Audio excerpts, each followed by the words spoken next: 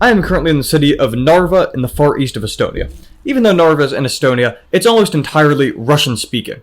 This caused a lot of controversy when in 2022, the Estonian government introduced the Amendments to the Basic School Information Act and Other Acts, Transition to Estonian Language Education 2722 SE, which requires all schools to switch to teaching in Estonian by 2024, so this September. Now, many people have claimed that this bill is an effort to bring a form of collective punishment against the Russian minority as a reprisal for what the Russian government has been doing in Ukraine. Some people have even gone as far as claiming that it's part of a policy of forced assimilation against the Russian community. However, before we get on to that, let's talk about the arguments for the bill. To investigate this bill, I interviewed Dr. Kristina Tonnesson from the University of Tartu here in Estonia, who has a PhD in public administration and social policy. Her main arguments around the bill basically pointed out that it provides much better opportunities to people in Russian-speaking communities, because at present, the Russian community is much less well off, as she told me. She pointed out that it wouldn't only allow the Estonian government to monitor the quality of education in Russian-speaking parts of the country, like here in Narva, or some other eastern cities, but it would also allow the people who are educated in those schools to access jobs and opportunities in the Estonian-speaking sector of the economy when they grow older. Dr. Tonnesson also brought to my attention one interesting aspect of this bill, which is that children who have special needs are exempt from having to make the language transition. Now, in principle, this definitely makes sense, but the reason I found that interesting is because I think a lot of the time when we're looking at like a hyper-politicized policy like this, and thinking about it in grand terms of like forced assimilation or the Russian war in Ukraine, we forget that there's just like dyslexic kids and how this might affect them.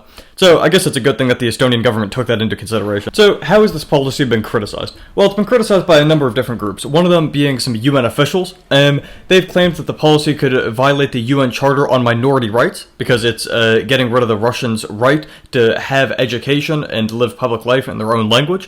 There have also been certain groups in Estonia, like the Russian School of Estonia, which have criticized the policy. These are the ones who are a bit more extreme, saying that it is forced assimilation.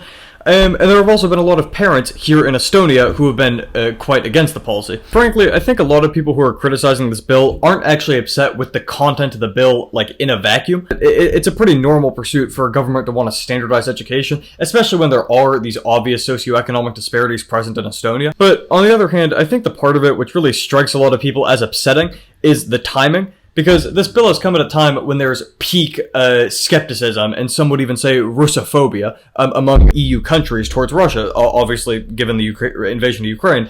But it seems suspicious that now a policy that is, ostensibly altruistic, just helping the, socioeconomic disparity, is coming at a time when the Russian government is being isolated and nobody wants to have anything to do with them. So it seems like there could be some ulterior motives in terms of slighting Russia. And I think this highlights an issue with analyzing governmental policies or the actions of a government on the world stage, which is that even if what they're doing is in the moment something that you would agree with and you think is morally or on whatever basis justified, then it's still likely the case, at least according to a lot of realist or more cynical political analysts, that they're doing it for their own benefit, or in this case for their national interest. So even if it's a policy that we would largely agree with, just because it benefits them to do it after Russia's invasion, that's when they chose to do it. And I think this applies to a lot of other situations, like for example, was the human rights record of Saddam Hussein condemnable? Yeah, probably. But was that the reason that the US invaded?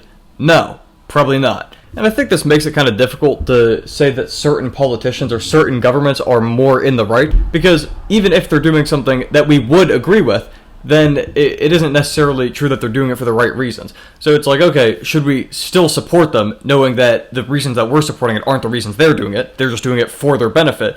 Or should we take a big picture approach and say, well, if they were, if it benefited them to do the exact opposite, then they would probably do that, so I shouldn't be behind them. But then who do you support in politics at all? Then you can't support anybody, so it's a difficult conundrum. But anyways, this was a bit of a shorter video, and thank you for watching.